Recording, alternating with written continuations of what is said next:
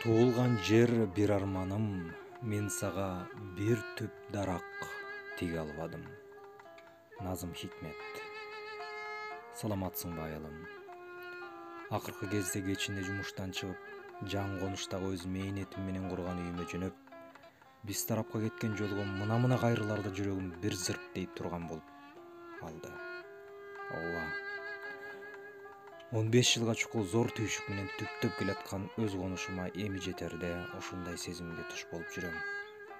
Бир күнү балдарым келинчегим менен сүйлөшүп отуруп, аларга мендеги кээде чоошун үйдө жашап жаткандай сезим пайда болоорун, көчөдөн бала кезде чоңойгон үйгө бараткандай сезим менен келатып эле бул үйгө кайрыларда балалыгымды, айылымды эстеп жүрөгүм бир сыздап алаарын айттым. Келинчегимдин мындай сезими көптөн бери эле тааныш экен. Ал дароо эле түшүнүп, өзү да акыркы кездерде балалыгы калган үйдө айылын тез сагынып каларын божорап кирди. Ал эми балдарым биздин эмне тууралуу сүйлөшүп жатканыбызды анчалык деле элес алган жок. Сурап көрсөм кызыгы алардын түшүнө дайыма ушул үй, ушул жаңы конуш кирет экен.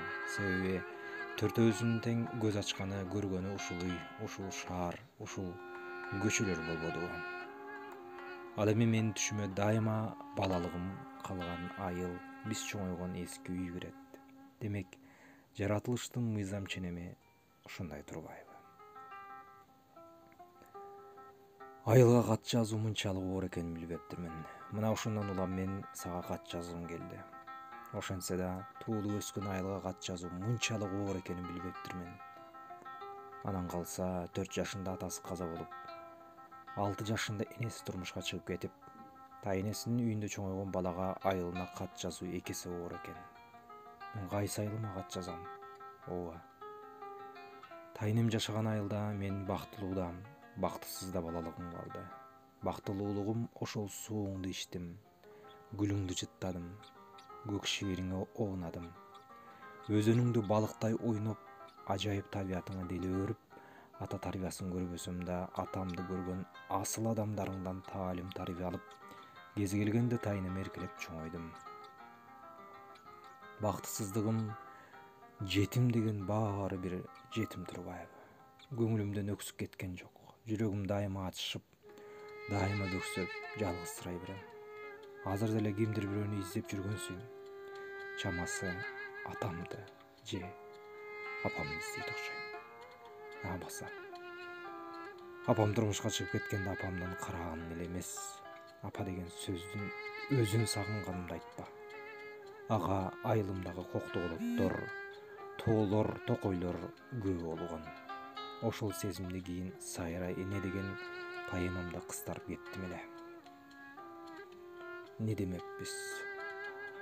Заманабыз тарылган.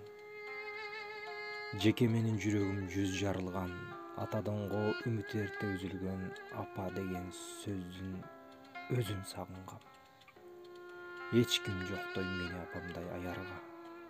Энеси жок көнбөй жүрдүм далайга. Апа, апа деп алам катуу өкүрөп, эч ким укпас жерге барам да.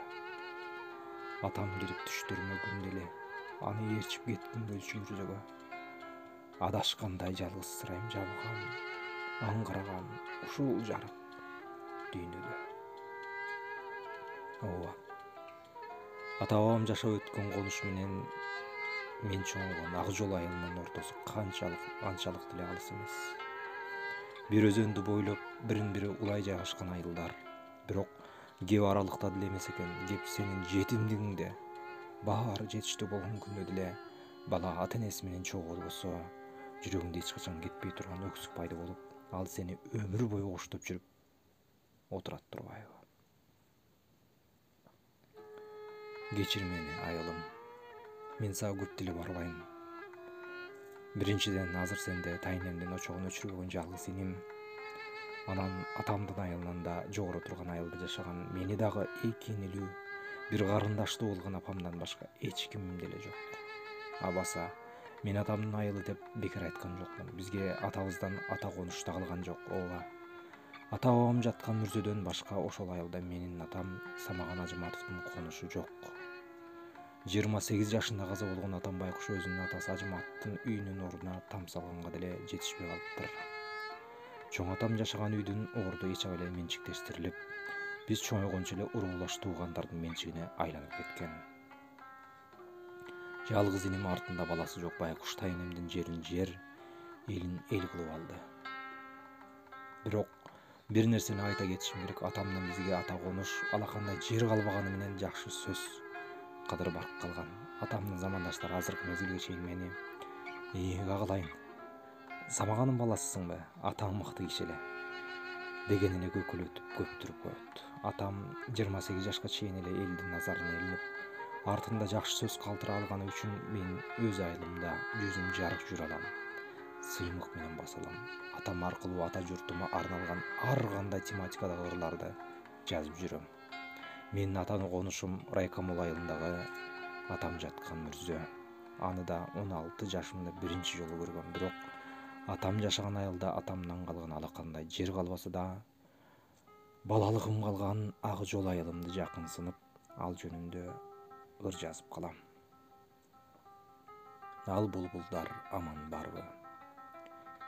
Ар учурда бийик мага кадырың, Ак Жол айылым бүтпөй келген жаңырым, кармап турат мени кайда жүрсөм.